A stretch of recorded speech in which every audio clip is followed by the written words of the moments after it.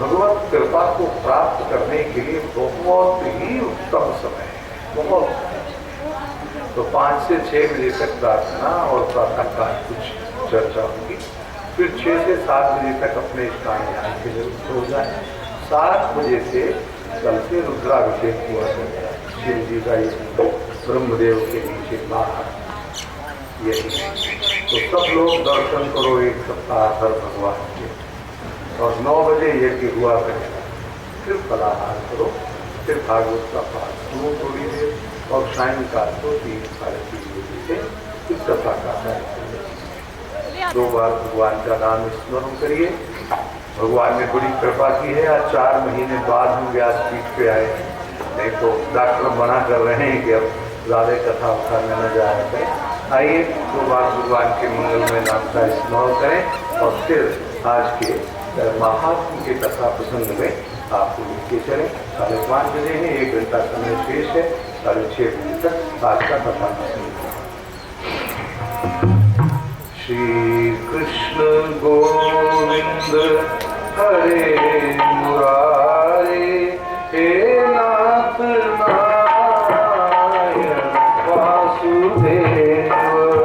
श्री कृष्ण गोविंद हरे मुरारे, हे नाथ नारायण वासुदेव।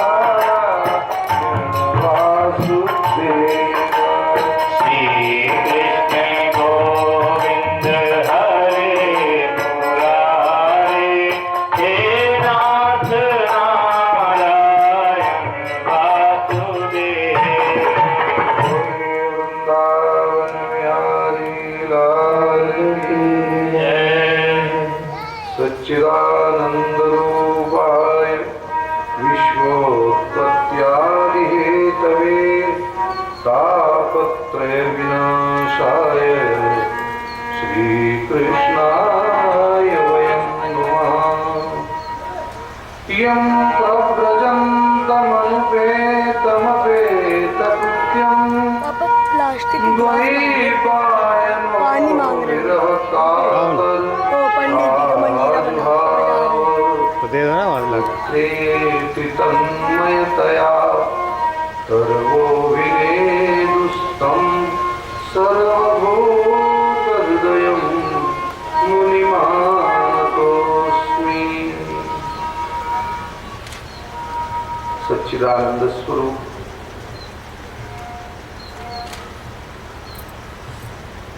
भगवान श्री हरि और उनके सच्चिदानंद स्वरूप से आविर्भूत ये दिव्यात्मा जीव निरंतर भगवान की कृपा का अनुभव कर सके, इसके लिए उसे भगवान का भजन करना चाहिए।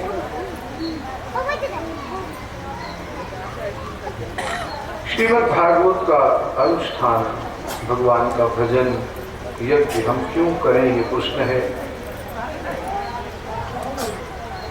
ये गुरु परंपरा का आदेश है कि किसी भी शास्त्र का श्रवण करने के पहले हमें उसका महात्म्य श्रवण करना चाहिए। पद्म पुराण में ऋषियों की एक सभा का वर्णन है जिसमें ये प्रश्न उठाया गया कि हम भगवान का भजन क्यों करें। करने के लिए बहुत सारे काम हैं। अभी तो दुकान खुली पड़ी है, चौहान साहब देख रहे होंगे, पता नहीं क्या होगा, पेमेंट आई कि नहीं आई, चेक कैश हुआ कि नहीं, मैनेजर क्या कर रहा है, बड़े दर्द है सब नहीं। इतनी फुर्सत है जो भगवान का भजन क्यों करें। तो शास्त्र ने उत्तर दिया कि भगवान का भजन हम इसलिए करें कि भगवान हमारी सबसे बड़ी जरूरत है। यदि भगवान की कृपा हटेगी तो हम रहेंगे नहीं, इसलिए हम भगवान का भजन करें। क्योंकि हम हैं, ये प्रमाण है कि भगवान की कृपा है। यदि भगवान की कृपा न हो तो हम हो ही नहीं सकते, हम रह ही नहीं सकते, हम बच ही नहीं सकते। क्योंकि हमें रहना है, हमें बचना है, हमें सब कुछ पाना है, इसलिए हमें भगवान का भजन करना ही होगा। बस हम लोग शब्द बोलते रहते हैं, मैं कोशिश करूंगा कि आपको कुछ बातें समझ में आए। सच्चिदानंद भगवान की जय। सब माने, सब कहते हैं त्रिकाला बाधितत्वम सत्यत्वम, जो पहले भी था अब भी है आगे भी हमेशा रहेगा, उसे सत्य कहते हैं। किसी आदमी से पूछो तुम मरना चाहते हो, बोलो भाई हम हमेशा रहना चाहते हैं, हम सत्य होना चाहते हैं, और सत्य परमात्मा है, उसी की कृपा से हम सत्य हो सकते हैं, बच सकते हैं। इसलिए परमात्मा का भजन करें। कैसे हो गया? हम थे, हम हैं, हम होंगे, रहेंगे। अगर हमें हमेशा रहना है तो हमें भगवान का भजन करना ही होगा। अच्छा, रहना तो हम चाहते हैं, लेकिन किसी से ये पूछो कि आंख से दिखाई नहीं देगा, कान से सुनाई नहीं देगा, पांव से चल नहीं सकोगे, हाथ से ले दे नहीं सकोगे, जबान से बोल नहीं सकोगे, एक मिट्टी के ढेले की तरह पड़े रहोगे, तो ऐसे शरीर को रखना चाहोगे कि छोड़ना चाहोगे? बोलो भाई, फिर किस काम के? सत्य तो हो जाए लेकिन चित्त न हो। चित्त माने चैतन्य, चिति चैतन्य। हमारे अंदर जीवन न हो, स्पंदन न हो, प्रसन्नता न हो, सुख न हो, दुख न हो, आंसू न हो, मुस्कुराहट न हो, मिलन न हो, विछोह न हो, संसार का कोई संवेदन न हो, कोई सेंसेस न हो, हम बिल्कुल एक मिट्टी के ढेले की तरह पड़े रह जाए, ऐसे सब होने में कौन सा सुख है? हमें चैतन्य होना है, हमारी जिंदगी चाहिए, हमें चाहिए कि हमारा जीवन विकसित हो, प्रसन्न हो, खुश हो, आनंदमय हो, आनंद बांट सके। इसलिए हम सत्य भी होना चाहेंगे और हम चित्त भी होना चाहेंगे। अच्छा, हम ठीक भी हों और हमेशा भी रहें, लेकिन सारी जिंदगी चारों तरफ दुख ही दुख भरा रहे तो भागने का मन होगा कि रहने का मन होगा? बोलो भाई। आनंद, आनंद का अर्थ है असमतात् आनंद, केवल अपने लिए नहीं, हमारे चारों तरफ जो वृत्त है, हमारे चारों तरफ जो संसार है, उसमें चारों तरफ खुशी दिखनी चाहिए, समृद्धि दिखनी चाहिए। नदी समृद्ध, नंद शब्द का अर्थ है जिसके पास समृद्धि के खजाने भरे हो, उसे कहते हैं नंद। जो बाबा नंद थे वो कोई सामान्य आदमी नहीं थे सर। श्रीमद् भागवत में लिखा है 9 लाख गौएं थी नंद बाबा के, जिसकी डेयरी में 9 लाख पशु होंगे, उस आदमी की समृद्धि का हम अंदाज लगा सकते हैं आज। लेकिन वो नंद थे, आनंद नहीं थे, आनंद नहीं थे। हम नंद तो बन जाते हैं, भगवत कृपा होती है, गुरु कृपा होती है, पितृ कृपा होती है, पुण्य कृपा होती है, समृद्धि आ जाती है। अच्छा एक बात बताएं, कोठी तो बड़ी आलीशान बने, लेकिन चारों तरफ गली में झुग्गी झोपड़ियां भरी हो तो वहां रहने में सुख होगा कि तकलीफ होगी? अरे हटे किसी तरह से ये बाबा, वो तो चारों तरफ समृद्धि दिखनी चाहिए। हम समृद्ध हैं और हमारा परिवार समृद्धिहीन है, हम समृद्ध हैं, हमारे रिश्तेदार समृद्धिहीन हैं, हम समृद्ध हैं, हमारा गांव समृद्धिहीन है, तो हम आनंदित नहीं हो सकते। आनंद का अर्थ है समन्तात आनंद है। आपके चारों तरफ के वृत्त में जब प्रसन्नता और समृद्धि प्रकट होती है, तब आपके जीवन में हर्ष आता है, तब आपके जीवन में एक आनंद की धारा प्रस्फुटित होती है। इसलिए जरूरी है कि हम सत की उपासना करें, चित्त की उपासना करें और आनंद की उपासना करें। हम सबको सच्चिदानंद होना है, इसलिए भगवान सच्चिदानंद की भक्ति करें। सच्चिदानंद रूपाय विश्वोत्पत्त्यादि हेतवे, क्योंकि उन्हीं से हम संसार में प्रकट हुए हैं, वही हमारा पालन कर रहे हैं और वही हमारा कल्याण कर सकते हैं। इसलिए श्री कृष्णाय वयं नमः, हम परम आकर्षण के केंद्र में भगवान कृष्ण को प्रणाम करते हैं। बोलिए श्री कृष्ण चंद्र भगवान की जय। वो कृष्ण है, भगवान के जितने नाम हैं उन नामों के पीछे कोई न कोई अर्थ जुड़ा हुआ है। कृष्ण जो सबके अंतःकरण को अपनी ओर खींच ले, सबको वशीकरण कर दे, सबको अपनी ओर आकृष्ट कर दे, उन्हें कृष्ण कहते हैं। आप जाओ वृंदावन में, बिहारी जी के मंदिर में लगता है पूरा विश्व खींचा चला रहा है। मैं न्यू जर्सी गया, उधर वहां भी एक वृंदावन है। आरती के समय 20-30 हजार लोग, कमाल है। अमेरिका में अगर 20-30 हजार लोग भगवान कृष्ण की आरती के लिए जुट सकते हैं, तो वृंदावन धाम में भीड़ हो तो कौन सी सामान्य बात है? सोचिए, बड़ा आकर्षण है ठाकुर में, बड़ा भगवान का भजन एक बार प्रकट होने दीजिए जीवन में। आपको वस्तुओं को लेने नहीं जाना है। नदी उमगी अम्बुधि कहधारी, जैसे नदियां सागर की ओर दौड़ती हैं, वैसे सारे संसार की समृद्धि परमात्मा की ओर दौड़ती है। यद्यपिता ही कामना नहीं, समुद्र को कामना नहीं है कि नदियां अपना अमृतमय जल मेरे भीतर विसर्जित करें, लेकिन संसार की हर नदी को जैसे बहते हुए महासागर के वक्ष में ही विलीन होना है, वैसे ही संसार के सारे आनंद को खींच करके परमात्मा श्री कृष्ण के चरणारविंदों पे प्रकट करना है। भगवान का भजन करो, जितना कर सकते हो करते रहो, करते रहो। जो लोग निरंतर भगवत भजन करते हैं, उनके जीवन में सत्व चित्त आनंद की त्रिवेणी अपने आप प्रवेश करते हैं। तीन अपराध सच्चिदानंद रूपाय विश्वोत्पत्त्यादि हेतवे तापत्रय विनाशाय श्री कृष्णाय वयं नमः। एक बड़ी अच्छी कथा है।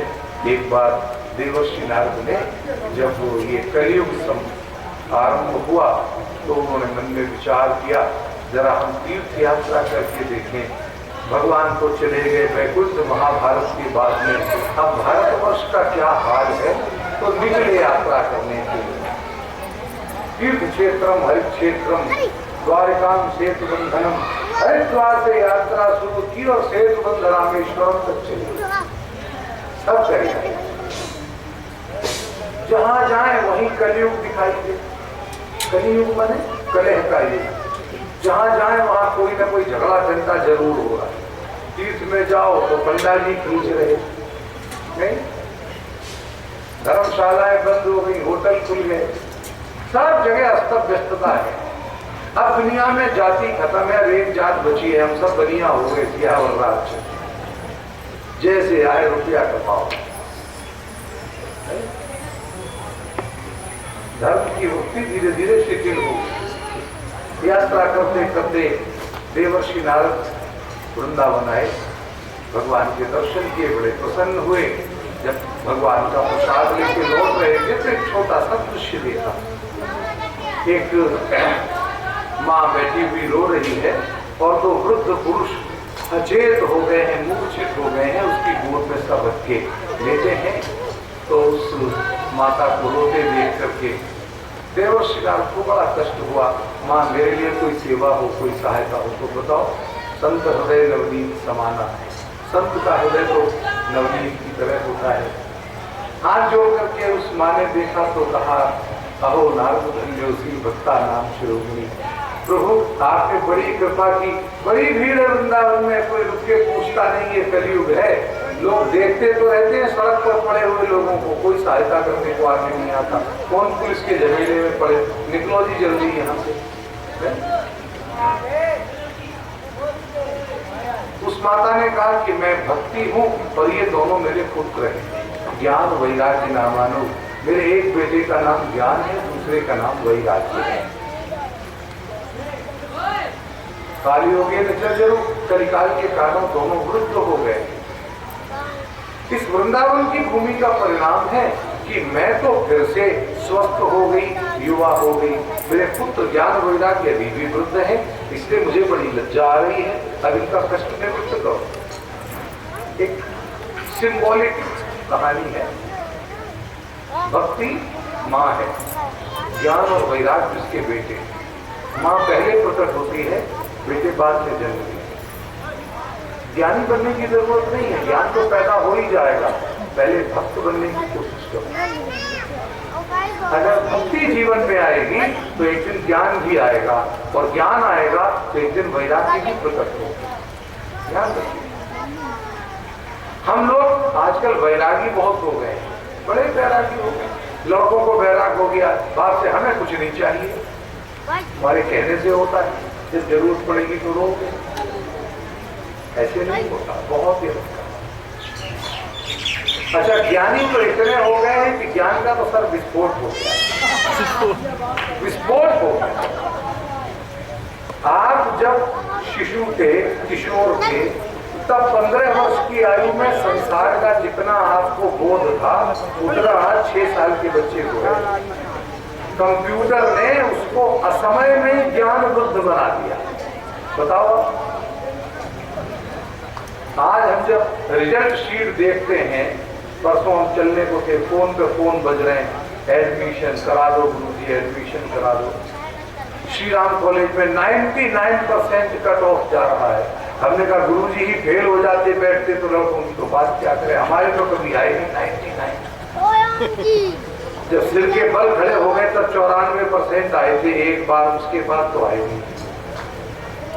और अभी तो सीट ही नहीं मिलती बच्चों को, 99% में ही खत्म। क्या करेगा बच्चा? ज्ञान का विस्फोट है। लेकिन ध्यान रखिए, जब तक कोई वस्तु बिना क्रिया और बिना तप के मिलती है, तब तक उस वस्तु से जीव का हित नहीं मिलता। भक्ति ही वो मूल सिद्धांत है जो हमारे जीवन में ज्ञान की सच्ची प्रतिष्ठा कर सकती है। भक्ति किसे कहते हैं? भक्ति माने सेवा। पहले अपने जीवन में अपने को भगवान का अंश मान करके भगवान की सेवा सीखिए। भगवान की सेवा तो भक्ति प्रवेश करे। भज सेवायाम, उस धातु से बनाए भक्ति स्त्रियाम की तिम। और वो सेवा कैसे करनी चाहिए? जैसे स्त्री सेवा करती है, जैसे माँ सेवा करती है, जैसे बहन सेवा करती है, जैसे पत्नी सेवा करती है, जैसे दासी सेवा करती है। ध्यान करिए, हम जब भी सेवा करते हैं तो हम भगवान के भक्त हो जाते हैं। आपने भगवान को स्नान कराना शुरू किया, आप भक्त हो गए। हम छोटे थे तो माँ ने हमें कितने वर्षों तक गोद में बैठा के नहलाया है, कितनी बार हमारे कपड़े बदले हैं, कितनी बार हमारा श्रृंगार किया है, इसलिए उसे पता है। भक्ति आएगी तो जीवन में ज्ञान आएगा। भक्ति माँ है, वो जननी है, बस सेवा है। बिना भक्ति के आप ज्ञान को संभाल ही नहीं सके। आ भी जाएगा तो वो चला जाएगा रूठ के। वैराग्य प्रवेश भी करेगा तो समय पर साथ छोड़ देगा।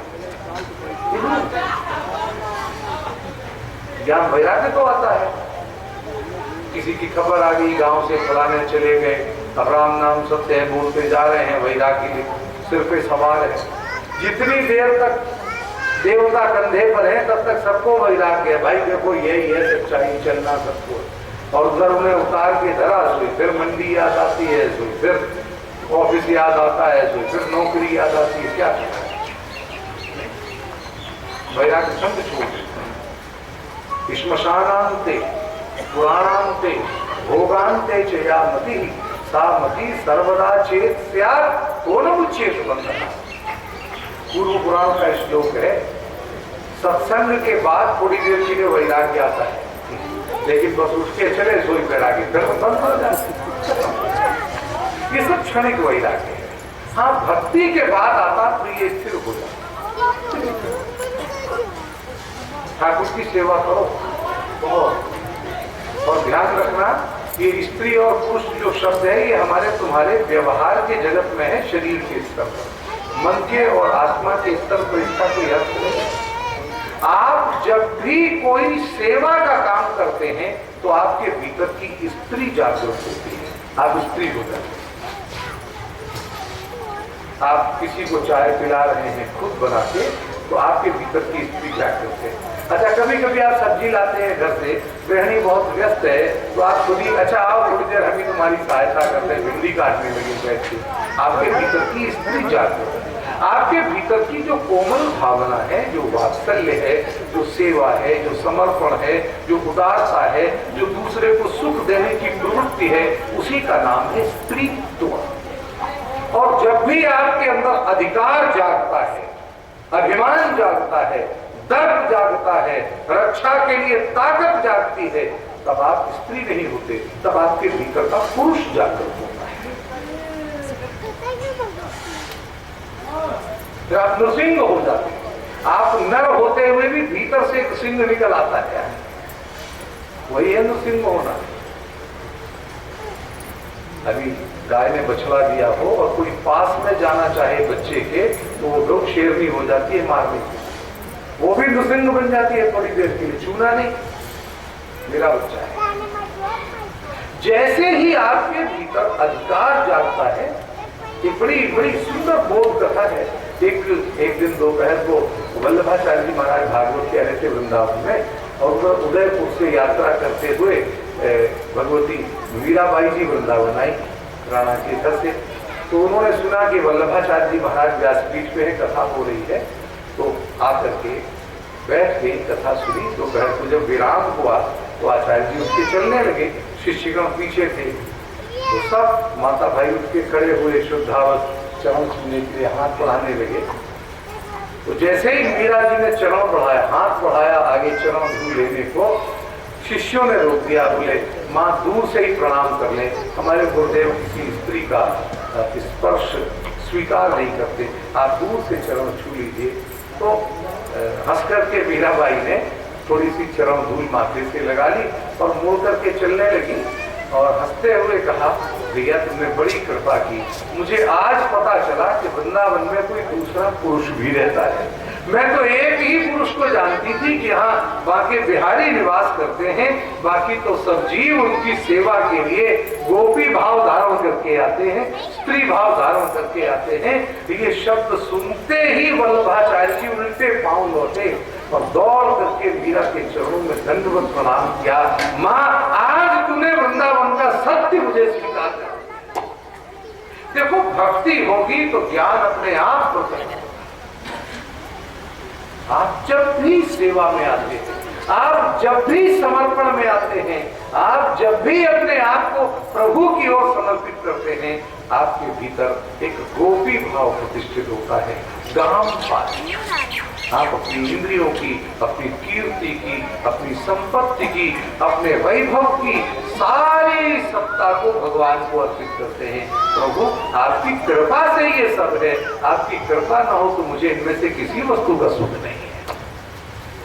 आप बताओ। तो शास्त्र कहता है हम भगवान की कृपा का अनुभव करें। तो भक्ति ज्ञान और वैराग्य को लेकर रो रही थी। नारद जी ने कहा अच्छा आप विराजो, इनका कष्ट मिटाते हैं। उनको वेदांत के सूत्र सुनाए, वेद मंत्र सुनाए, गीता जी के श्लोक सुनाए, थोड़ी देर रामचरितमानस सुनाया। वो दोनों वृद्ध जगे और जैसे ही जगे नारद जी ने पाठ बंद किया, फिर सोए गए। आप जितनी देर रामायण पढ़ते हो, सिया राम में सब जग जानी, करम प्रणाम जोर जुग पानी, साधु चरित सुख चरित कपासु, निरस विशद गुणमय फल जासु, जो सैनिक पर छिद्र दुरावा, बंद नहीं है यही जग जस पावा। सब बातें सच्ची लगती हैं और जो पोथी बंद सोई सिया और रामचंद्र की जय। फिर वही लाठी बने भी शुरू हो जाती, तो उससे काम नहीं चलता भाई। नारद जी ने कहा बीमारी गहरी है, आप रुको, अब हम जाते हैं परिक्रमा के लिए निकल गए।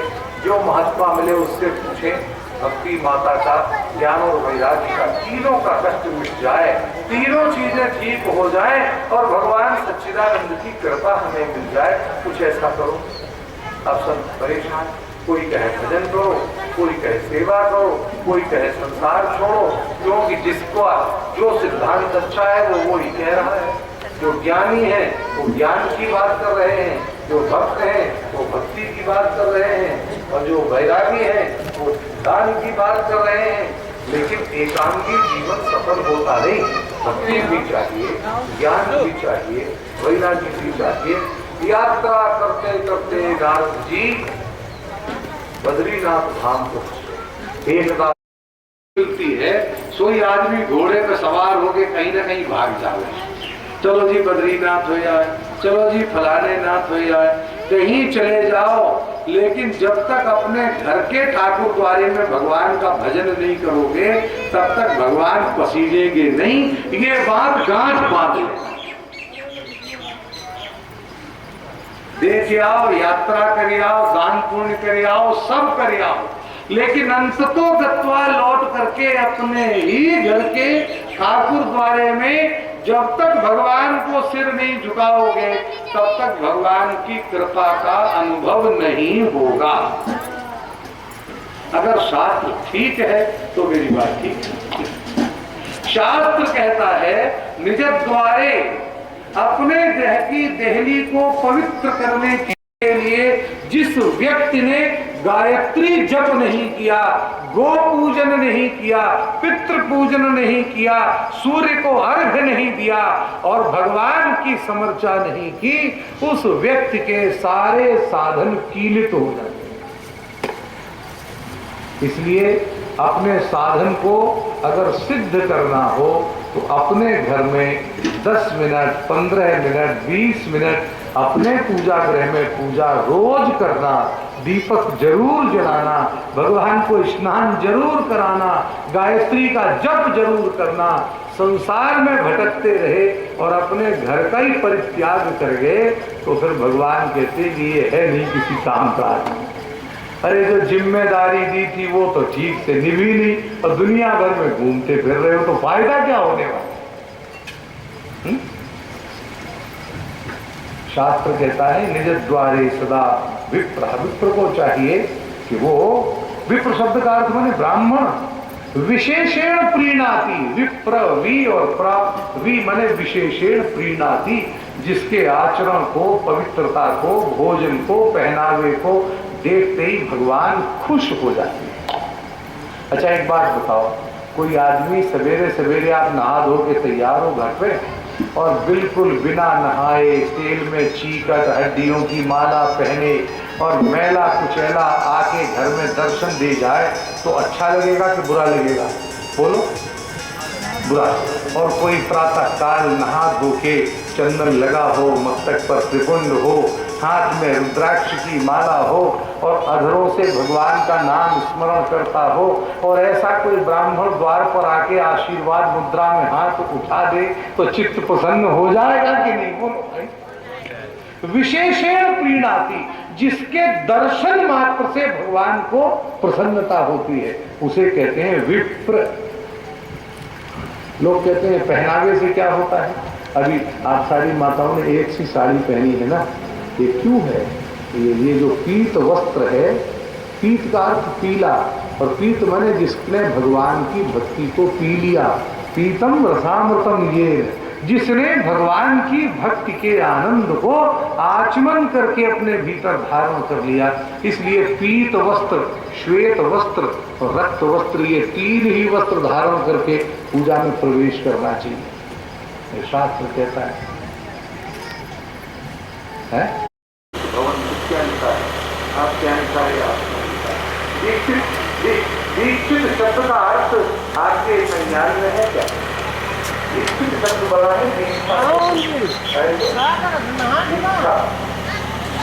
जिसने दीक्षा ग्रहण कर ली है उस परिवार का, उस कुटुंब का, उस गोत्र का नाम है दीक्षा। कहते हैं दीक्षा में दो शब्द हैं, दी और क्षा। शिव पुराण का एक श्लोक सुन ले। शिव पुराण में भगवान शिव ने माता पार्वती को अपनी शिष्यता, अपना शिष्य बनाते हुए, दीक्षा देते हुए ये श्लोक कहा है, दीयते विमलम ज्ञानम क्षीयन्ते पाप संचया तस्मात् दीक्षा मया प्रोक्ता सर्व कल्याणकारिणी।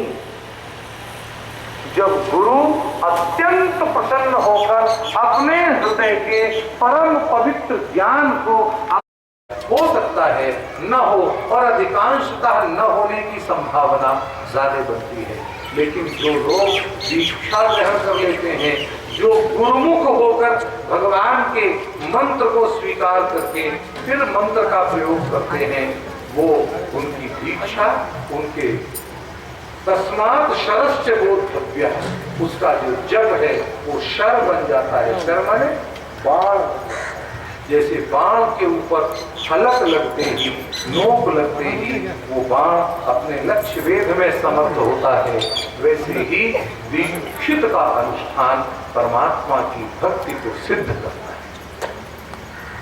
तो शास्त्र कहता है कि हम अपने होने के अर्थ को पहचानें। देवर्षि नारद बहुत शांत भाव से अपने चारों भाइयों की बात सुन रहे थे। सनत सनंदित कुमारों ने कहा, देवर्षि व्याकुल न हो, श्रीमद् भागवत शास्त्र का आश्रय ग्रहण करो, आप भी आज्ञा करो कैसे श्रीमद् भागवत हो। चलो, मुहूर्त शोधन हुआ और फिर कार्तिक शुक्ल नवमी, जो कार्तिक का महीना है उसके शुक्ल पक्ष की नवमी होती है, जिसे आंवला नवमी कहते हैं, अक्षय नवमी। अक्षय नवमी के दिन मुहूर्त शोधन किया गया और हरिद्वार में सबसे पहले सनक सनंदन सनातन सनत कुमार ने भक्ति, ज्ञान और वैराग्य के कष्ट को मिटाने के लिए इस भूतल पर श्रीमद् भागवत की पहली कथा का आयोजन किया। नारद जी स्वयं परीक्षित बने। परीक्षित एक पद है, आप इस समय बैठे हैं तो आपका क्या नाम है? परीक्षित। परीक्षित का अर्थ है टेस्टेड एंड ओके। जब आप गाड़ी खरीदते हैं तो स्लिप लगी हुई आती है ना, जब तक क्वालिटी कंट्रोल नहीं होगा, जब तक सारे इंस्पेक्शन पूरे नहीं हो जाएंगे, तब तक टेस्टिंग कंप्लीट नहीं हो जाएगी, तब तक प्रोडक्ट बाहर नहीं आ सकता। वो परीक्षित है। परितः इच्छिता, इसका एक और अर्थ है।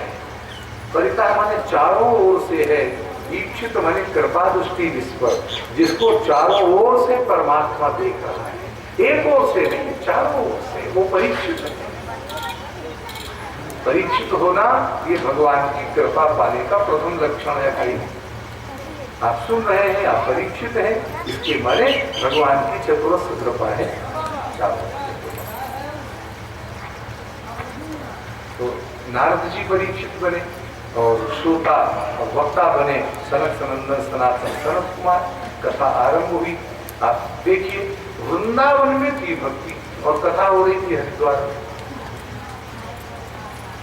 ये जो पैथी है अभी पश्चिम में इस पर काम शुरुआती दौर में है, उन्हें कब सिद्ध होगा पता नहीं, क्योंकि अभी उनके संस्कार बहुत बिगड़े हुए हैं। मैं एक सेमिनार में था, वहां तो जेनेटिक्स को लेकर कुछ बात चल रही है। उनसे कुछ लिए पूछा गया कि क्या आपके यहाँ इस तरह के कुछ डिस्क्रिप्शंस हैं कि आने वाली संतान के स्वभाव का निर्धारण हम कर सकें। भाई क्यों नहीं, तो कभी लोगों ने स्वभाव के बारे में क्या कह सकते, जन्म लेने वाले बच्चे का स्वभाव कैसा निकलेगा ये आप बता सकते हैं? आज बड़ी असंभावित स्थितियां हैं। अभी तो साइंस को इस बारे में कुछ पता नहीं, अभी बहुत देर है। लेकिन हमारे यहाँ तो पता था, ऋषियों को, ऋषि को पता था, जमदग्नि को पता था कि मेरा बेटा परशुराम बनने वाला है, उसे पता था, क्योंकि उसने यज्ञ करते समय वैसी ही पायस का, वैसी ही औषधियों का, वैसे ही भोजन का और वैसी ही दीक्षा का विधान किया कि मेरे परिवार में एक तेजस्वी और शत्रु दलन करने वाले बालक का जन्म हो। पता है तो हमारे यहाँ पे ये चीजें थी, डिस्क्रिप्शन सारे में ये सब चल रहा है। हरिद्वार में कथा शुरू हुई और तरंगों से यात्रा करते हुए भगवान के मंत्र जप के प्रभाव ने वृंदावन में बैठे हुए भक्ति, ज्ञान और वैराग्य के जीवन को बदल डाला। अभी कुछ दिन पहले मेरी एक बहुत बहुत प्यारी बहन है बिलासपुर में, मध्य प्रदेश में। इस समय ऋषि है वो पृथ्वी पर, व्याकरण शास्त्र की अद्वितीय विदुषी है। उनके एक कंधे पर कंप्यूटर और दूसरे कंधे पर पाणिनि की अष्टाध्यायी 24 घंटे 24 घंटे। अब तो सेवा निवृत्त हो गई, हेड ऑफ द डिपार्टमेंट थी छत्तीसगढ़ विश्वविद्यालय में। एक दिन कंप्यूटर पर काम करते करते छंद शास्त्र, ये जो श्लोक हम और आप पढ़ते हैं, धर्म क्षेत्रे कुरुक्षेत्रे समवेता गीता पढ़ ली, रामायण का श्लोक, छंद शास्त्र को कुछ काम करते करते उन्होंने कंप्यूटर से उसकी मात्राओं का गुणनफल कर दिया और जैसे ही उसकी को फाइनल आंसर के लिए दबाया तो जो गुणनफल आया वो एकदम जैसे चमत्कार होता है, जैसे कोई यूरेका यूरेका चिल्लाते हुए भाग जाता है बात करके निकलते पुरानी कहानी की तरह, वैसा कुछ हो गया उनके साथ। संस्कृत में वेद में कुल मिलाकर 367 छंद हैं, 367, और 367 छंदों के जितने भेद उपभेद हैं उन सबको मिलाकर अगर सबकी हम स्वरलिपि बनाएं और उसको हम लिखना शुरू करें तो जो छोटी मात्रा है उसके लिए खड़ी पाई और जो बड़ी मात्रा है उसके लिए अंग्रेजी के एस का निशान बनाते हैं। अगर जितने छंद हैं उनकी सारी मात्राओं को हम कागज पर लिखना शुरू करें तो हमें कितने लंबे कागज की जरूरत होगी? उन्होंने कहा 9 करोड़ 40 लाख किलोमीटर लंबा कागज चाहिए। 9 करोड़ 40 लाख किलोमीटर लंबे कागज की जरूरत पड़ेगी अगर हम श्लोकों के छंद को एक एक लाइन करते हुए लिखते चले जाएं सदा करके। एकदम ये बात उनके हृदय में भगवान की कृपा से प्रकट हुई। ये जो 9 करोड़ 40 लाख मील की दूरी है ये पृथ्वी से भगवान सूर्य नारायण के मंडल की दूरी है। आप जैसे ही बोलते हैं ओम भूर्भुवः स्वः तत्सवितुर्वरेण्यं भर्गो देवस्य धीमहि धियो यो नः प्रचोदयात्, आपके मुख से उच्चारण होते ही आपका एक एक शब्द सूर्य लोक तक जाकर लौट आता है। इतनी तीव्र गति है शब्द की, इतना तीव्र प्रवाह है आपके मंत्र शक्ति का जो एक क्षण में सारे ब्रह्मांड में व्याप्त होता है। आप ऐसे अनुभव करें, कभी कभी आप सुबह बैठे स्नान करके भजन कर रहे हैं या एकांत में बैठे हैं, और आपके मन में विचार आता है बहुत दिन से फलाने से बात नहीं हुई, और अभी आप मोबाइल में नंबर ढूंढ रहे होते हैं, तब तक उस व्यक्ति का मोबाइल आ जाता है आपके पास। ये अनुभव होता है कि नहीं बीसों बार जिंदगी में? बोलिए क्यों? आपने शब्द बोला नहीं है, लेकिन मानसिक चिंतन से उत्पन्न हुए शब्द ने एक क्षण में उस व्यक्ति को वहां जाकर के सूचना दे दी कि व्यक्ति विशेष इस समय आपसे जुड़ने की आकांक्षा कर रहा है। और आप कहते हैं भाई बड़ी उम्र है, हम तो नंबर मिला ही रहे थे, तब तक आपका बोला है। ऐसा होता है ना? ये क्यों है? शब्द की जो सामर्थ्य है वो सारे ब्रह्मांड को एक क्षण में अपने भीतर समेट लेती है। इसलिए जब आप भगवान का भजन कर रहे होते हैं, ये बड़ी बड़ी बातें हैं, लेकिन इतना ही समझ लें कि हाथ में घूमती हुई जो माला है, माला का अर्थ है माम माने मुझे, लाती जो वैकुंठ से पकड़कर भक्त के घर में खींच लाती है, उसे माला कहते हैं। माला माने जो भगवान को वैकुंठ से उतार लाए और आपके घर में लाके विराजमान कर दे, उसे कहते हैं माला। इसलिए अपने हाथ की माला कभी बंद मत करना, यथासंभव अपने पूजा घर में बैठकर थोड़ी बहुत देर भगवान के नाम का जप जरूर करते रहे। आज जो कुछ भी सुख है, संपत्ति है, समृद्धि है, आनंद है, गृहस्थी है, यश है, कीर्ति है, लौकिक है, पारलौकिक है, जीवन है, जाति है, सम्मान है, जो जो चीज आपको अच्छी लग रही है, ये केवल और केवल भगवान की कृपा का परिणाम है। हमारा पुरुषार्थ इसमें बहुत कम है, बहुत कम। भगवान की कृपा ज्यादा है, बहुत बड़ी। और इसलिए भगवान की कृपा पर विश्वास रखिए, भगवान की कृपा का अनुभव कीजिए। नारद जी ने कथा आरंभ की तो भक्ति दोनों पुत्रों को लेकर के हरिद्वार पहुंच गई। भक्ति सुतौ तौ तरुणौ गृहीत्वा लिखा है, दोनों बेटे जवान हो गए, बूढ़े पड़े थे वहां मूर्छित वृंदावन में, एकदम युवा हो नहीं। अभी यहाँ सब युवा है, सब प्रसन्न है, यहाँ कोई बूढ़ा नहीं। क्यों? भगवान का भजन कर रहे हैं तो फिर याद ही नहीं, हम बोलते हैं कि युवा है, बस भगवान का भजन। भगवत भक्ति में सब आनंद में चली गई। भक्ति ने पूछा मैं कहाँ बैठूं? नारद जी ने कहा तुम भक्तों के हृदय में बैठ जाओ, बाहर मत बैठो। भक्ति को हमेशा हृदय में रखना, वो उसके लिए अच्छा असर है। ज्ञान को हमेशा मुख में रखना, ध्यान रखना। ज्ञान आप खूब ज्ञानी है, लेकिन मौन को धारण कर ले, ना बोले ना पढ़ाए, तो किसी के मतलब का नहीं। बोलो भाई, ज्ञान का स्थान क्या है? श्रीमुख। भक्ति का स्थान क्या है? हृदय। और वैराग्य अपने हाथों में रखना। हम वैराग्य वैराग्य वैराग्य वैराग्य कहते रहे और एक कण न दे सके किसी को, तो काय का वैराग्य है? बोलो भाई, वैराग्य का अर्थ है वैराग्य को हाथ में रखना, ज्ञान को श्रीमुख में रखना और भक्ति को हृदय में रखना। तीनों का सिंहासन निश्चित है। आप अपने जीवन में जितना विसर्जन करते हैं, आप उतना ही अर्जन करते हैं। जैसा घूम फिर करके वहीं आता है, वहीं आता है। भक्ति ज्ञान वैराग्य बड़े प्रसन्न हुए। भक्ति ने कहा नारद जी आपने बड़ी कृपा की है, आपने तो प्रहलाद जैसे असुर को भगवान की गोद में उठा दिया। प्रहलाद जी ने कहा भाई भगवान की कृपा है, आप तो साक्षात भगवान की क्रिया हो, इसलिए सारे संसार के प्राणियों के घर में कलिकाल में भक्ति का निवास हो जाए। मैं प्रभु से यही प्रार्थना करूंगा। इस कलिकाल के समय में जिसके घर में भगवान की भक्ति हो रही है, ज्ञान हो चाहे न हो, वैराग्य हो चाहे न हो, लेकिन अगर ठाकुर सेवा घर में होती है तो आप तय मानिए भगवान आपका वैकुंठ छोड़ के कहीं जा नहीं रहे। अपने घर के योगक्षेम के लिए भगवान की उपासना करते रहो, जैसी बने जितनी बने, कुछ न कुछ करते रहो।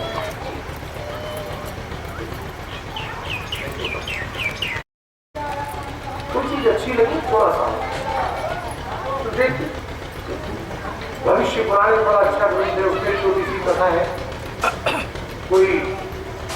थे कलयुग के देवता डकैत। कोई भला आदमी घर पे आ जाए तो हो सकता है स्वागत न करे, लेकिन कोई छटा हुआ आदमी आ जाए, आइए आइए भाई सब पता आइए, फिर तो बड़े स्वागत होते हैं साहब उनके। हाँ अच्छा, वो था बिना पढ़ा लिखा आदमी, था वीर पुरुष और हमें डकैती भगैती डालता था। कोई भी गली से निकल रहा था, गांव में हो रही थी भागवत की, ये बात उसने सुन लिया कि जो भी सुन ले सत्संग में, अगर अच्छा लगे तो धारण कर ले और उसका प्रैक्टिकल करे। तो पंडित जी कह रहे थे सत्यमेव परो धर्मः, सत्य ही परम धर्म है। जो सत्य की रक्षा करता है, सत्यात रक्षित रक्षिता, सत्य उसकी रक्षा करता है। उसने कहा अरे भाई ये क्या बात हुई, लेकिन चलो कोई कह रहा है पंडित सुनते, आज जरा करके देखें प्रैक्टिकल। तो शाम को उसने नहाया धोया, अपना अस्त्र शस्त्र जो भी रखता था रखा, फिर वो चला डकैती डालने। उसने कहा आज हम पंडित जी की यही सत्य की परीक्षा ले लें।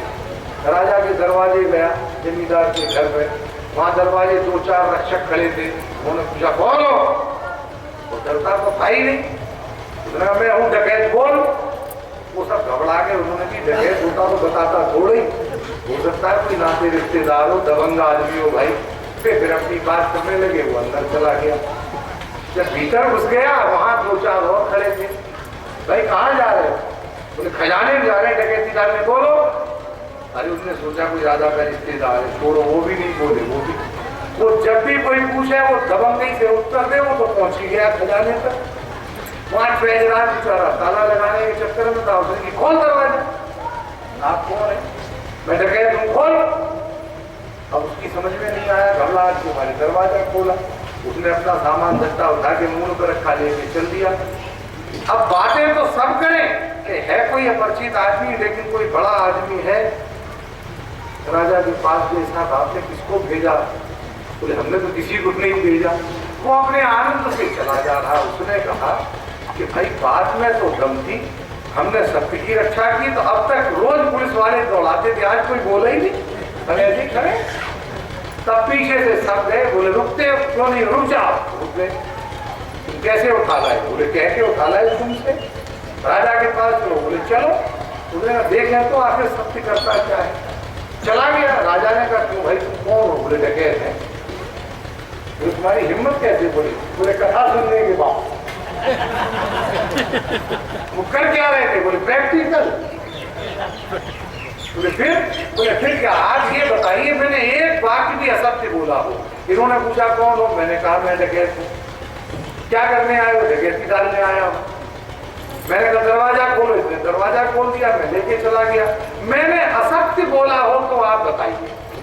मैं तो आज प्रैक्टिकल कर रहा हूँ। सत्यात रक्षति रक्षतः, जो सत्य की रक्षा करता है सत्य उसकी रक्षा करता है। बोले तुम्हें डर नहीं लग रहा? मैं राजा हूँ, तुम्हें दंड दूंगा। बोले मैं तो सत्य को सबसे बड़ा राजा मानता हूँ, अगर सत्य सत्य है तो मेरी रक्षा करेगा। राजा ने उसकी आंखें देखी, बड़ा निर्भीक आदमी है। राजा ने कहा तो एक बात बताओ, डकैती क्यों डालते हो? बोले गरीब आदमी है और कुछ आता ही नहीं है, नौकरी मिली नहीं। बोले अच्छा नौकरी दे दे तो डकैती छोड़ दोगे? बोले बिल्कुल। राजा ने कहा ठीक है, आज से डकैती छोड़ दो, आज से तुमको ही शहर कोतवाल बनाते हैं, ऐसा ही निडर आदमी चाहिए। ये सब निकम्मे हैं। ये सत्य की बात करते हैं, सत्य एक भी नहीं बोलता, लेकिन तूने सत्य का प्रैक्टिकल करके दिखा दिया, इसलिए सत्य ने तेरी रक्षा कर ली भाई। सत्यात रक्षति रक्षिता। सत्संग में जाओ, जो चीज अच्छी लगे उसका थोड़ा सा बड़ा ध्यान रखना।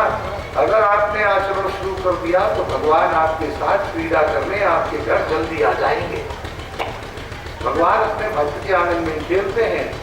मम पुर अजिर नचावही बानी, भगवान ने कह रखा है। तो भगवान की कृपा बड़ी जल्दी होती, बड़ी जल्दी। धुंधुकारी का जो माता थी धुंधली, उन्होंने वो फल खाया नहीं, अपनी सहेली से बातचीत की, फल दे दिया गौ माता को। गौ ने फल खा लिया। तो उसकी सहेली ने कहा कि हमारे 9 बालक हैं, 10वां गर्भ में है, हमारे घर में रोटी नहीं। जब पूछे पंडित जी के फल खाया तो कहना खा लिया, हम अपना ही बेटा तेरे को दे देंगे, हम ही फिर उसको दूध पिला के पाल देंगे। पंडित जी बोले भाई आदमी बताइए। फिर बालक का जन्म हुआ, फिर बड़े हुए, नामकरण किया, फिर उनका नाम रखा उनकी मम्मी ने, क्या? धुंधुकारी, जो घर में हमेशा धुआं फैलाता है, धुंधुकारी, धू धू, और धुंधुकारी प्रकट हुई। आप जानते हैं गरुड़ पुराण में एक प्रसंग है जिसमें ये चर्चा आई है, हमारे जीवन में 8 प्रकार की संतान आती है।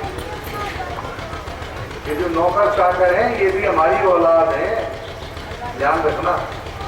कुछ होते हैं ऋण पुत्र, कुछ होते हैं सेवा पुत्र, कुछ होते हैं मित्र पुत्र, कुछ होते हैं सुपुत्र, कुछ होते हैं कुपुत्र, कुछ होते हैं शत्रु पुत्र।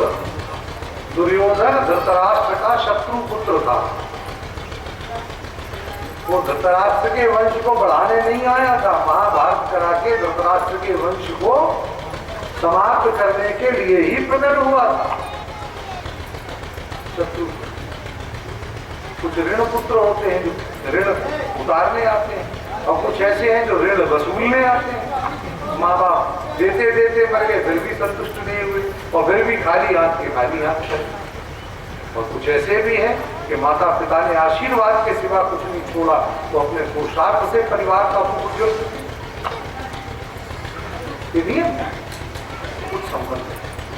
आपके घर में अगर कोई झाड़ू लगाने आ गया है बालक, तो समझ लीजिए कोई ऋण पुत्र है आप, जो अपना ऋण उतारने के लिए आपके घर में टहल कर रहा है, सेवा कर रहा है।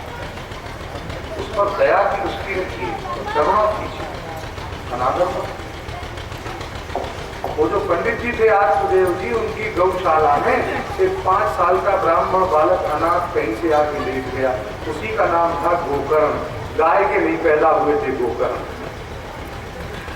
आ गए गौशाला में रहने लगे, गौओं की सेवा करें, वेद मंत्र पढ़ें। अब जो लड़का गौ दूध पर पिएगा और गौ सेवा करेगा और आचार्य के श्रीमुख से रोज वेद मंत्र पढ़ेगा, वो तो फिर ऋषि हो ही जाएगा, आचरण बदल गया। गोकर्णस्तु महान ज्ञानी धुंधुकारी महाफलम। दूसरे में धुंधुकारी महाराज, वो 1 नंबर के दुष्ट। एक दिन आत्मदेव औलाद के लिए रो रहे थे, अब औलाद के मारे रोने लगे। एक दिन रात को सोते हुए धुंधुकारी और धुंधुली को छोड़ के घर से निकले 1:30 बजे।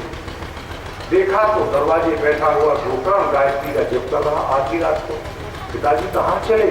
बोले अब घर में रहने की इच्छा नहीं होती। बोले जंगल में जाओगे, वहां क्या संसार नहीं है? वहां भी ऐसे ही लोग मिलने वाले हैं। इसलिए पिताजी संसार को भीतर से हटाओ, संसार के भीतर से मत हटो, रहो संसार में ही, लेकिन संसार को भीतर मत रहने दो, तो शांति मिलेगी। देहे स्थिमान सुरुधिरे विमतिम त्यजत्वम जाया सुता सुसुदा मुक्ताम विमुच्य।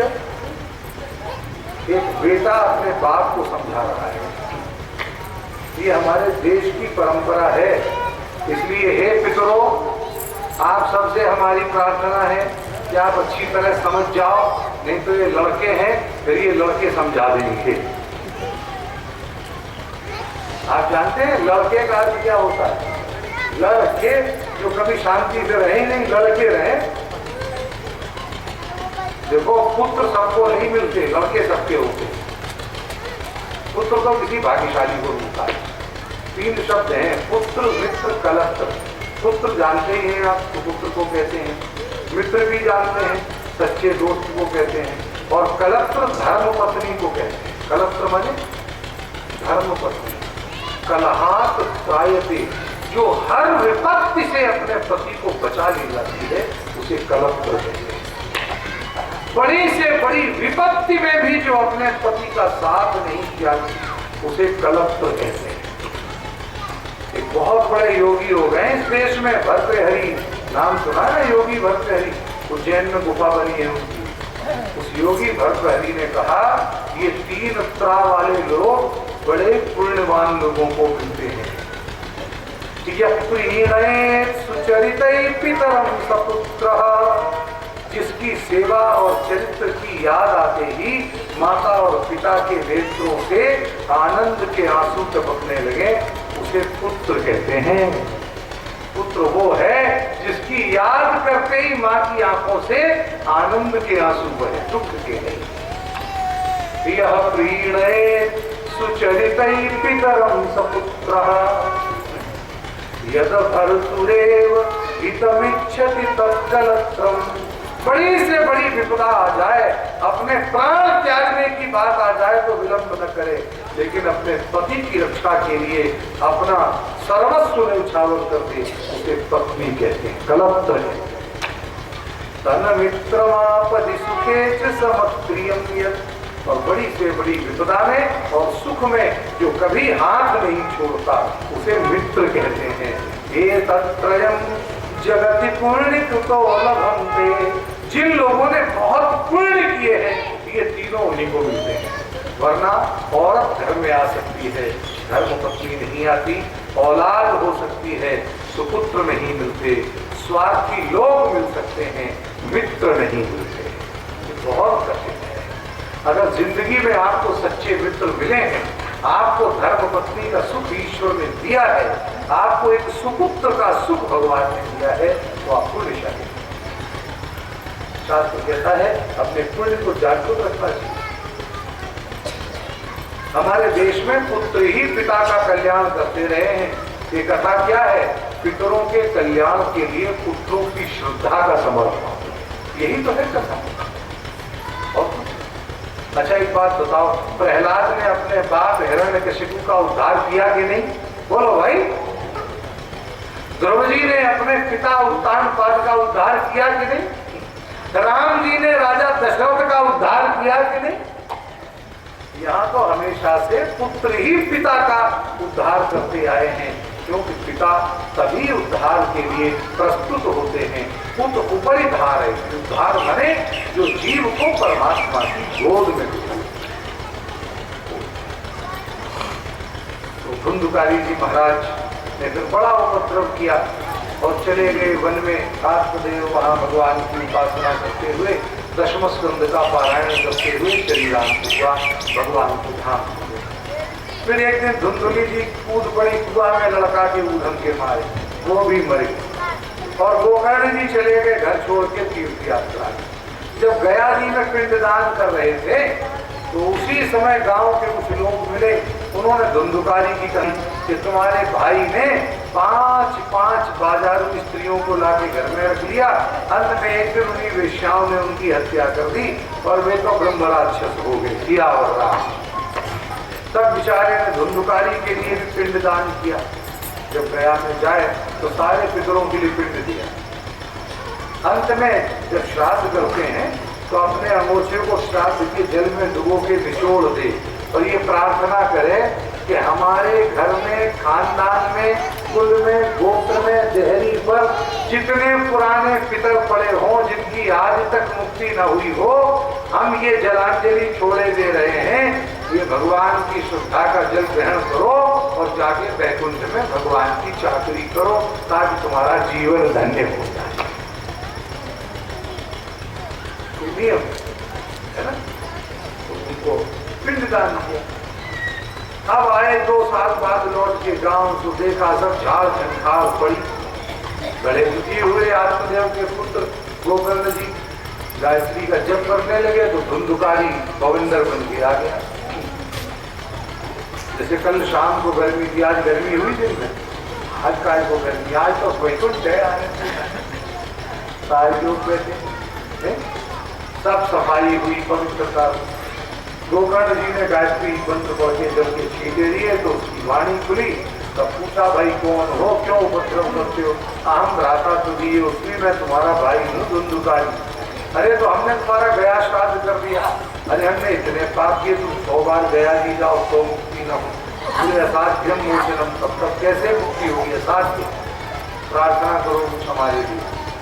अगले दिन प्रातः काल जब सूर्य नारायण को अर्घ देने के लिए खड़े हुए गोकर्ण तो भगवान सूर्य से प्रार्थना करते हैं, जगत साक्षी कर्म बंधो, हे सारे संसार के साक्षी सूर्य नारायण, आप तो साक्षात भगवान विष्णु के विग्रह हैं।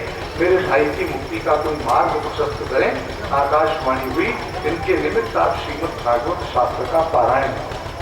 एक बात आप निश्चित समझिए, जिस भूमि पर भागवत होती है वहां पर किसी न किसी जीव की मुक्ति अवश्यम भावी है।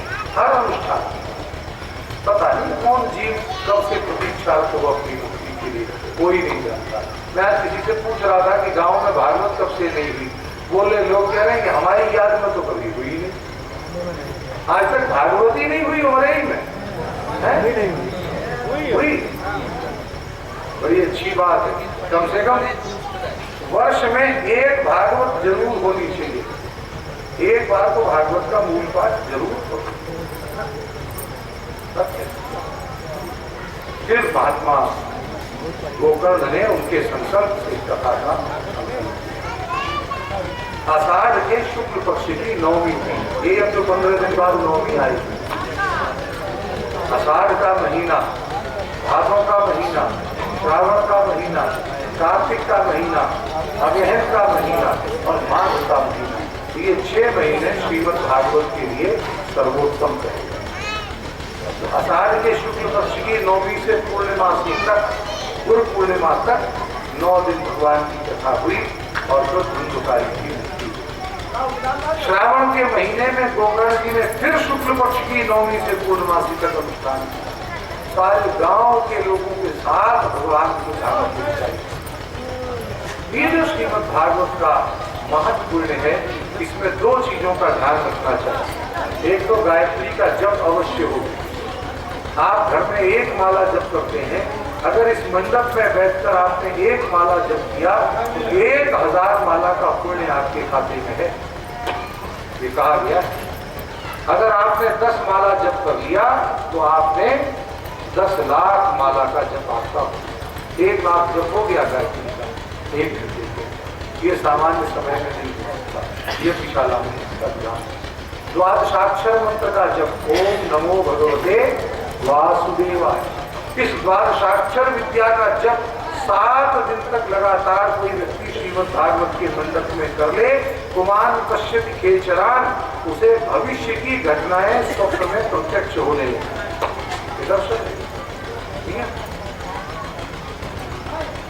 ये सब प्राचीन भारत की ऐसी विद्याएं हैं ऋषियों की, जो आज भी तथावत करते हैं। श्रीमद् भागवत का पारायण बड़ी पवित्रता से करना चाहिए। एक तो ये नियम है कि आप बिना भोजन के कथा सुन सके, बहुत अच्छी बात है। नहीं सुन सके तो एक बार फलाहार का नियम रखें, सायंकाल भोजन करें। फिर भी यदि काम न चले भाई तो दोनों समय भोजन करें और कथा सुने, लेकिन कथा का परित्याग न करें। कथा में आते समय अपशब्द न बोले, कथा मंडप में अपशब्द न बोले, यहाँ बैठ करके तमोगुणी पदार्थों का सेवन न करें, तंबाकू न खाएं, बीड़ी न पिए, गांजा न पिए, कोई भी ऐसी वस्तु की अगर व्यसन लग ही गया है उसे बाहर छोड़ के आए थोड़ी देर में, क्योंकि यज्ञशाला में तीर्थ क्षेत्र प्रथम पापम वज्रलेपो भविष्य, वज्रलेप हो जाते हैं ये सब पाप तीर्थ में होने से। इस समय ये भूमि तीर्थ है, तीर्थ माने तीर्थते अनेक, जहाँ बैठ करके हम भवसागर पार हो सकते हैं उसे तीर्थ कहते हैं। इसलिए तीर्थ भूमि में कभी भी हमें कोई ऐसा आचरण नहीं करना चाहिए। हम जितना समय बन सके, घर की माताओं से मेरा ये अनुरोध है कि प्रातः काल के समय यज्ञ कुंड की कम से कम 11 परिक्रमाएं तो जरूर करें। यज्ञ की परिक्रमा में प्रदक्षिण पदे पदे ये तीर्थानि प्रचलन्ति सका हस्ता निखंगिणा, जिनके हाथ में पुष्प हो और जिनके चरण यज्ञ की परिक्रमा करते हो, ऐसी माताओं को और ऐसे पुरुषों को देखकर भगवान को रोमांच होता है प्रसन्नता से कि इस कलयुग में भी लोग भगवान यज्ञ पुरुष के प्रति आस्था रखते, भगवान की कृपा दृष्टि बरसती है उनके। इसलिए कम से कम 11 परिक्रमा तो कर ही सकते हैं, नहीं तो अष्टोत्तर शत करो, 108 परिक्रमा करो, टहलने का टहलना हो जाएगा, व्यायाम का व्यायाम हो जाएगा, पुण्य का पुण्य हो जाएगा, भगवान की भक्ति हो जाएगी है। और ये विशाला में बैठकर आनंद से भगवान के नाम की कथा सुने, भगवान के नाम का जप करें। जो लोग नियम से कथा सुनना चाहें वो अपना एक आसन निश्चित कर लें, अपना वस्त्र का या कुश का या कंबल का कोई आसन लाएं, आसन बिछाएं और उसी पर बैठें। अपने आसन अपनी माला से कथा सुनने का महात्म्य सामान्य श्रवण से 100 गुना ज्यादा है। इसलिए बहुत शांति से यज्ञ में कोई न कोई सेवा जरूर ढूंढ लें। और कुछ नहीं कर सकते। चप्पलें टेढ़ी मेढ़ी पड़ी हैं तो अपने पाँव से एक कतार में लगा दें, न हाथ लगाएं उनको। कहीं कोई गद्दा टेढ़ा मेढ़ा पड़ा है उसको ठीक से खींच के बिछा दें। कहीं कोई माला टेढ़ी लगी है उसको सीधा लगा दें। कहीं कोई अपवित्र वस्तु पड़ी है उसको वहां से हटा दें। कोई प्यासा आ गया है अपने हाथ से यत्न करें कि उसको जल पिला दें। हम कोई भी सेवा यदि यज्ञ में कर लेते हैं वो हमारे जीवन में ज्ञान और वैराग्य को लेकर आती है। अभी बाहर निकल के देखिए संसार में कैसे कैसे सेवा धर्मी लोग पड़े हैं। कुंभ के मेले में मैं 2 महीने हरिद्वार था, हरिहर आश्रम में। ऐसे ऐसे लोग, लक्ष्मी जी जिनके घर में घुटने मोड़ के बैठी है, जीजा जी घुटने मोड़ के बैठी, 70-70, 80-80 वर्ष की आयु हो गई है, तो नौकर के हाथ में भगोना लेकर के अपने हाथ से महात्माओं को एक एक कण परोस रहे हैं। झुक नहीं सकते तो बेचारे अब वजन नहीं उठा सकते। मैंने कहा आपको क्या आवश्यकता है? नहीं, इस शरीर से और क्या होगा? तीर्थ में आए हैं तो एक पुण्य तो हो जाए, किसी संत के कटोरे में एक अन्न का कण अपने हाथ से रखें। सेवा ढूंढनी पड़ती है। हनुमान जी सेवा ढूंढने वाले, इसलिए सारी दुनिया के शिव मौन है। अतुलित बलधामम देव शैलास। आज शनिवार है, कथा का समय विसर्जन करते हैं हनुमान चालीसा के पारायण के साथ। श्री गुरु चरण सरोज रज, निज मन मुकुर सुधार, बरनौ रघुवर विमल जस, जो दायक फल चार, बुद्धिहीन तनु जानिके, सुमिरो पवन कुमार, बुद्धि विद्या देहु मोहे, हरहु कलेश विकार। जय हनुमान ज्ञान गुण सागर, जय कपीस तिहु लोक उजागर। रामदूत अतुलित बल धामा, अंजनी पुत्र पवन सुत नामा। महावीर विक्रम बजरंगी, कुमति निवार सुमति के संगी। कंचन बरन विराज सुबेसा, कानन कुंडल कुंचित केसा। हाथ वज्र ध्वजा विराजे, कांधे मूंज जनेऊ साजे। शंकर सुवन केसरी नंदन, तेज प्रताप महाजगवंदन।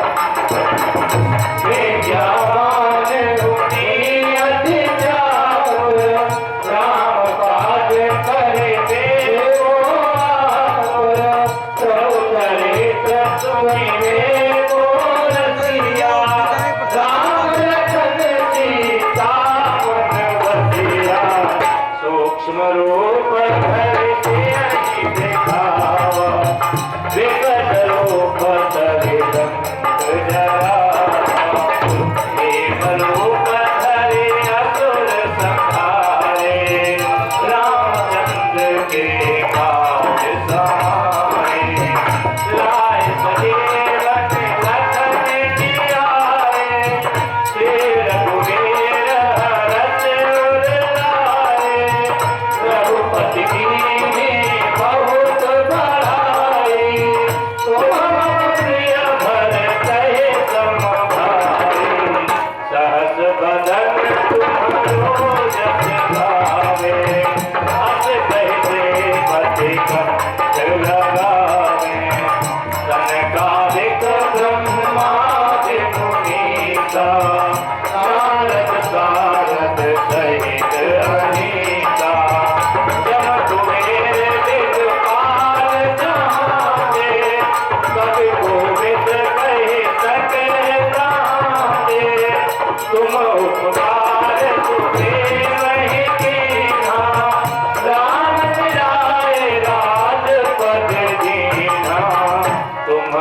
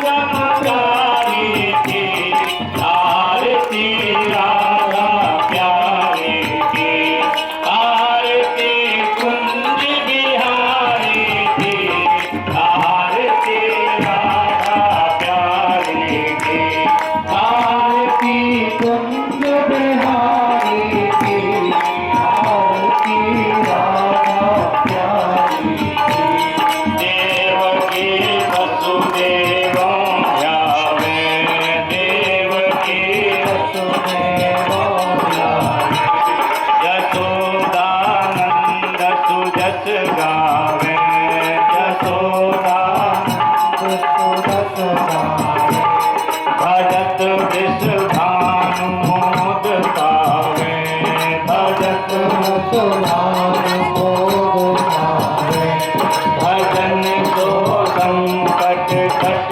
जावे भजन तो संकट कट जावे नाम धुन कृष्ण मुरारी की आरती राधा प्यारी की नाम धुन कृष्ण मुरारी की आरती राधा प्यारी की आरती कुंज बिहारी की आरती राधा प्यारी की आरती कुंज बिहारी की आरती राधा प्यारी की रज के रज को शेष धरें रज के रज को शेष धरें ब्रह्म शिव से समुपाय पढ़ें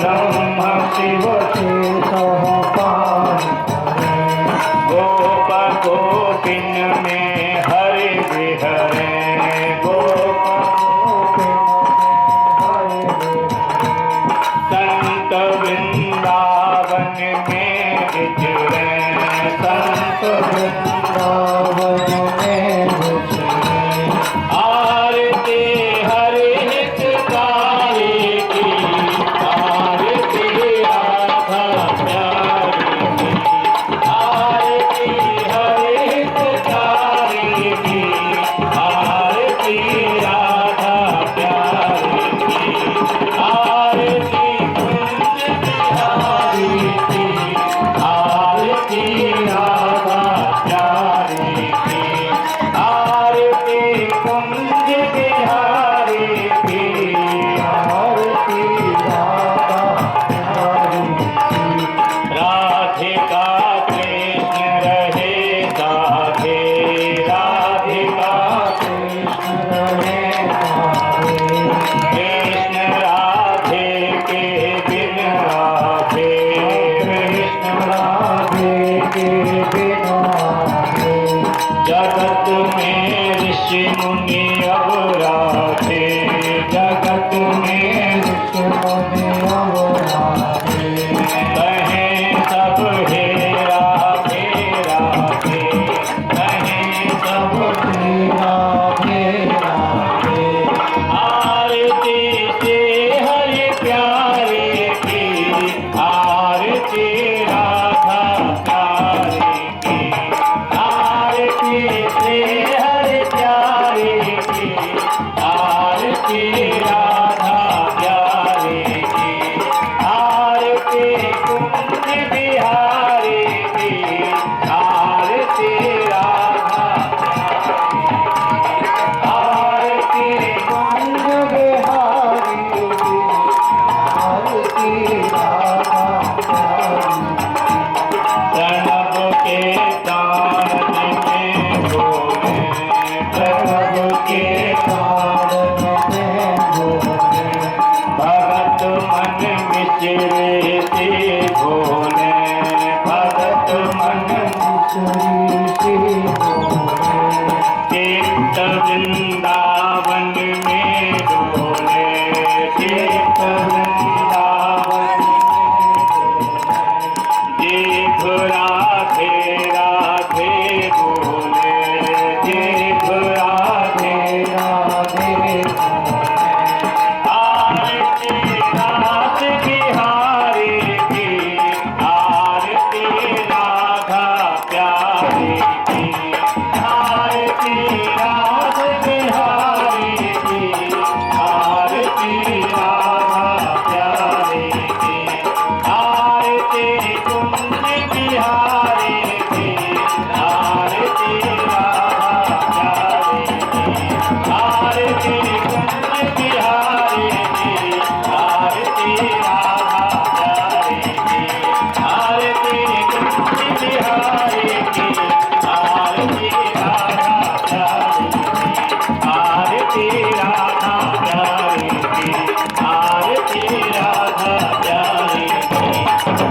त्वमेव माता च पितुश्च सखा त्वमेव विद्या द्रविणम् त्वमेव सर्वं मम देव देव। वृंदावन बिहारी लाल की जय। धर्म की जय हो, धर्म की जय हो। धर्म का नाश हो, अधर्म का नाश हो, प्राणियों में विश्व का कल्याण हो, गौ माता की जय हो, भारत माता की जय हो, सत्य सनातन धर्म की जय हो। हर हर जय जय श्री राधे।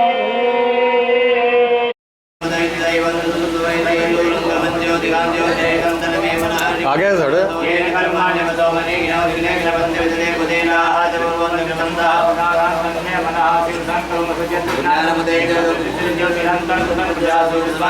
किंचन कर्म क्रियते तन्मे मनः संकल्पतो जैनेदं भूतं भुवनं भवेत्परिवेदमौरेण सर्वं माजेन जगतायते सुखभूता तन्मे मनः संकल्पतो तस्मिन्नः सामदितो विदिस्मिन्नः शतकं सर्वमोदं तन्मे मनः संकल्पतो भारते स्वादिव जन्मन ज्ञाने नीयते सुखवादिन एवं तन्मे मनः संकल्पतो साधुसेरका पुरुषः साक्षात् सर्वभागः सभूमिकं सर्वदुःखाः संक्रममा पुरुषाय वेदं सर्वञ्चभूतं जपाभ्यं मावदानजने आदिलोहते दावान् समयमातो जायास्ति पुरुषाः विश्वभूतानि त्रिपादस्यामृतं दिवे त्रिपादोर्जवदे पुरुषः पादोस्तेह भवतुनः ततोऽपि पुण्यक्रामत्सासनानि सरे अवेदतो विराट जायते विराजवदे पुरुषः भूमिगतो पुरः तस्मादिना सर्वदा संकृतं प्रगदाज्यं मा प्रसुता सवे भायव्यानारण्याग्राम्यास्ते तस्मादिना सर्वदा जाः सामान्यजने सन्दाकुं चिन्ते तस्मात् जायत तस्मात् जायत एके जो भयातः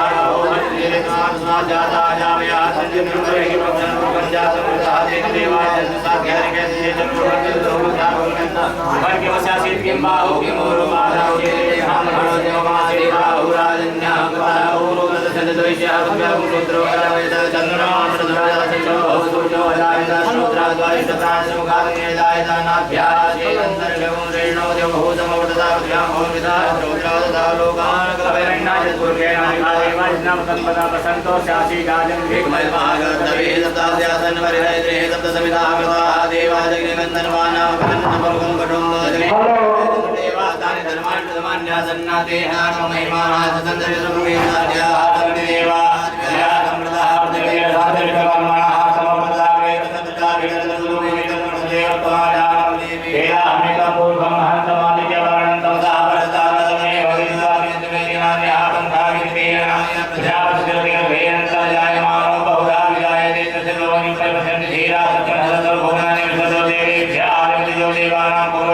पूर्वजो देवेभ्यो जातो नमोरुचाय ब्रह्मणो रामाजयन्तो देवा वेदुर्गन्नाथसेवं ब्राह्मणोऽज्ञातदेवा संपदे श्रीहरिलक्ष्मीदस्यावहोरात्रे पात्रेण सिद्धानि रूपमसिनो व्यासं मायितं निघाणां मुम्नैघाणां सर्वलोकं मयि हरिः ओं महासुभोजितानो भृगभोजभीमो घनाघनः क्षोभणतरिगणीनां मा संक्रन्दरो निमिघरेवि सर्वं सेनाय साकमिन्द्रः संक्रन्दनेन निघेन शृण्वादिपानेन श्रवणेन शृण्वादिन्द्रेण जायत तथा ध्वन्ददोलरे कोशेन स्नातैकोशैः सनिखण्डविवसे जीवं शिलासै हरिन्द्रोगणेन सगुं शिलालिप्तो नवभावसुखधन्वादहेन कलियार्थेन सुभागदान अववादमानः प्रपञ्चन्तेनाः विष्णोदधास्य कृष्णागमे शैलाधाराम् आवलग्नाचर्यः प्रियः सर्वन्वादी सहमानवः हरिवीरो विश्वासहो जातै कोशग्रङ्गो विनोदनवाहं जयमनप्रणतोदधाय मुक्तदातां विहैतुमित्रमुक्तकायो अनुगुणधम्मा विभूतानि सहदागाः मानो देवगीर